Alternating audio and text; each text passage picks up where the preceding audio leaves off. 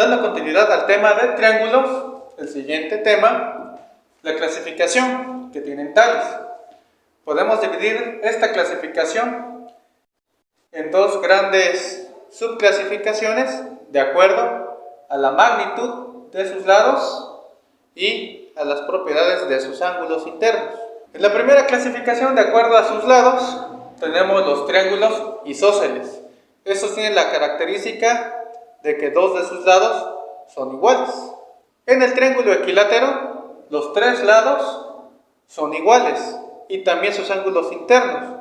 Quiere decir que cada ángulo de este triángulo valdría 60 grados.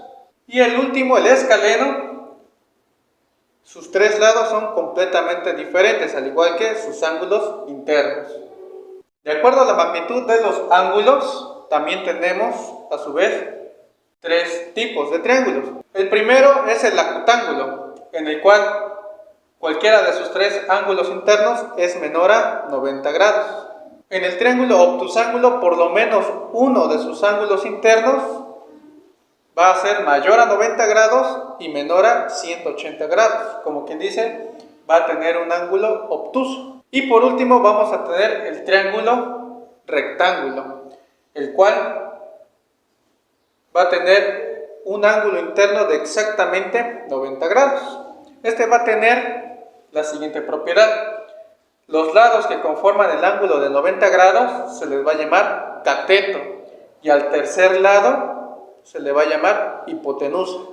Para este siguiente tema, que habla sobre las rectas y puntos notables en cualquier triángulo, vamos a tener específicamente cuatro casos. En cualquier triángulo vamos a trabajar con sus lados, con sus ángulos, con unos conceptos que se llaman alturas, mediatrices y medianas. Las primeras rectas y el punto donde se unen estas rectas, de nuestro caso, son las medianas, que van a conformar el baricentro.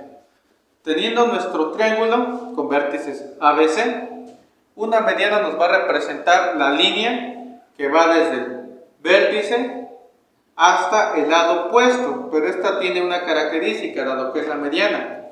Va al punto medio de cada segmento. El punto P equidista de A y de C, por lo tanto, es la mediana del segmento AC. Y a partir de este punto trazamos la línea hacia el vértice B. Del segmento AB, el punto medio Q, obviamente equidista tanto de B como de A. Vamos a prolongar la recta del punto Q al vértice C. Por último, en el tercer lado de nuestro triángulo del segmento BC, su punto medio, llamado R, de aquí trazamos el segmento hacia su vértice opuesto, A. Como vemos, las tres medianas se unen en un solo punto, llamado baricentro y comúnmente denotado con la letra G. Las rectas las vamos a nomenclar con una M y un subíndice del vértice donde están partiendo. En este caso esta es la mediana de A, la mediana de B y finalmente la mediana de C. El segundo caso es conocer las alturas de nuestro triángulo y el punto donde se unirán, llamado ortocentro.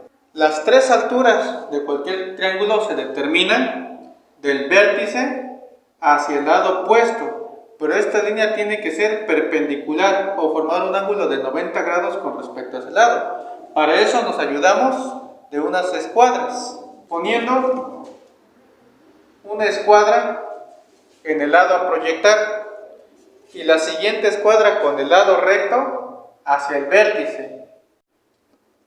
Voy a trazar mi segmento de recta y esa va a ser mi primera altura.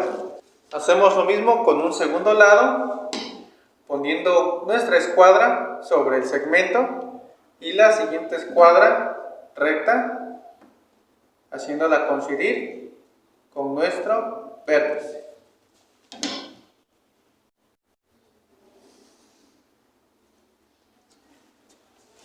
Y lo mismo para nuestro tercer lado. apoyamos nuestra escuadra y la siguiente con el lado recto la apoyamos en dirección hacia el último vértice.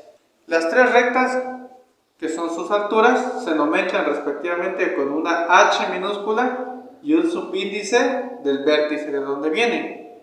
Altura B, altura de A y altura de C. Y el punto donde convergen o se unen estas tres rectas es comúnmente notado como O y nos representa el ortocentro del triángulo. Para el tercer caso, ahora las rectas serán llamadas bisectrices y el punto de encuentro incentro. Recordemos que es una bisectriz.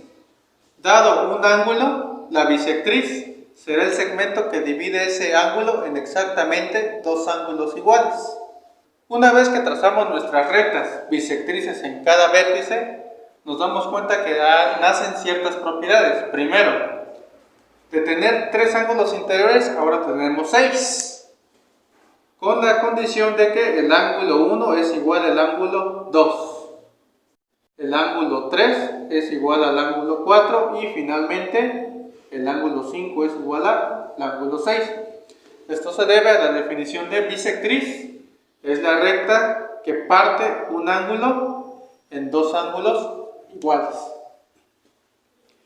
El punto de intersección I es el que se denota como incentro.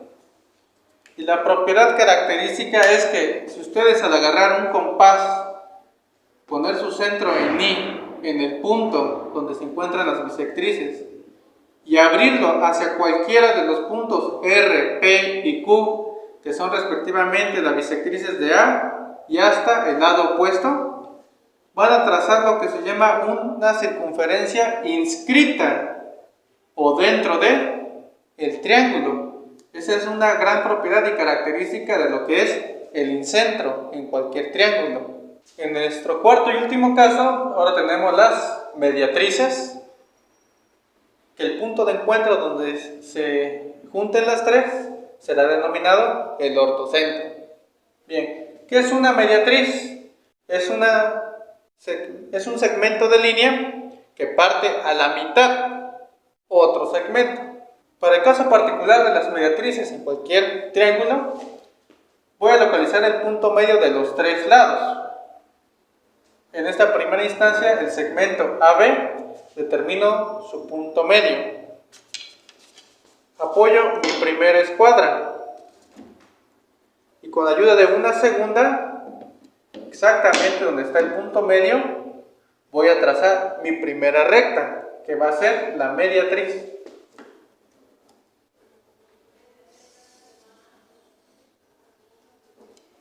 Al igual, en su segundo lado determino el punto medio, apoyo mi segunda escuadra y donde está el punto medio prolongo mi segunda mediatriz.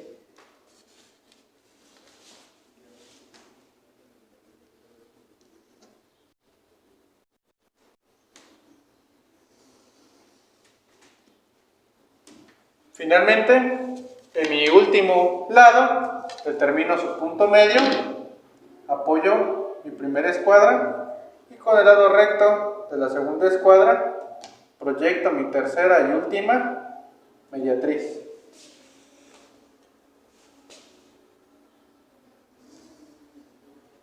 Las tres mediatrices tienen la característica de que en el lado de donde nace va a haber un ángulo recto. En el segmento CB hay 90 grados y en el segmento AB, en su punto medio, hay 90 grados. El punto donde se unen estas tres mediatrices es denominado K. Y también tiene una característica. A diferencia de los otros tres casos, prolongué exageradamente las tres mediatrices, dado que a veces el ortocentro puede estar dentro o fuera de nuestro triángulo. Y la característica que tiene es que a partir de si ustedes ponen su compás y lo abren hacia cualquiera de los tres vértices, se les va a generar una circunferencia circunscrita.